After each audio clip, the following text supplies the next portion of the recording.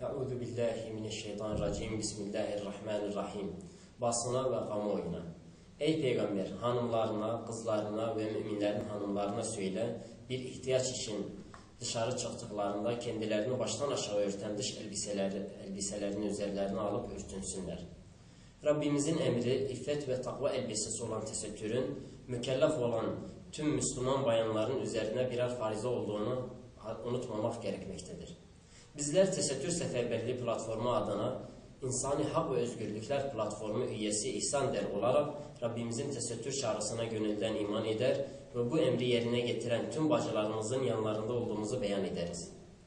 Rabbimizin emri olan tesettür farizasını yerine getirmeye çalışan ve bu emri yerine getirirken tecrit, sürgün ve baskılara maruz kalan 13-14 yaşlarındaki kız çocuklarının ahının bu zulmü yapanları ve bu zulme göz yumanları rahat bırakmayacağını ve Allah Celle Celaluhu'nun bunun hesabını mutlaka soracağını hatırlatmak gerekmektedir. Son olarak mevcut hiçbir yasada ve anayasada başörtüsü takmak yasak değildir. Ne yasada ne de anayasada başörtüsünü yasaklayan hiçbir madde olmadığı halde bu keyfi uygulamalar neden ve nereden kaynaklanmaktadır? İster ülkemizde olsun, ister başka bir ülkede olsun, Rabbimizin emri olan tesettürü yasaklamaya ve tesettüre engel koymaya çalışan her kim olursa olsun, İhsan Der olarak bunun karşısında durduğumuzu ve şiddetle kınadığımızı beyan ederiz.